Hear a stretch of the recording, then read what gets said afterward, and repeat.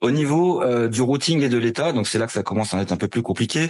Il va falloir comprendre comment on passe d'une page à une autre lorsque vous cliquez sur un bouton, par exemple, ou que vous faites un swipe avec votre doigt.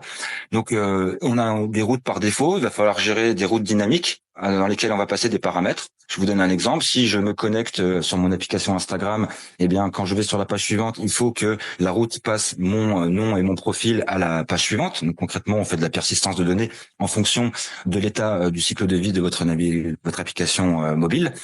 Donc vous allez utiliser des éléments du navigator, hein, donc c'est un outil encore une fois qui est propre à Flutter qui va vous permettre donc de faire la navigation avancée. Vous allez utiliser des patterns de gestion d'état du système, donc en fonction du cycle de vie. Vous avez des widgets donc pour afficher, désafficher, activer, désactiver, etc. Vous allez créer des fournisseurs de données. Donc là, il faut comprendre ce que sont un provider, donc un fournisseur de données. Donc vous allez créer par exemple une base de données SQLite propre à votre téléphone. Et le Factory est un générateur générique de données qui va pouvoir aller piocher des données. Enfin, en gros, la Factory est une fonctionnalité générique, comme je vous ai parlé des services dans Symfony, qui va faire une fonctionnalité et une seule, et qui sera donc utilisable de partout.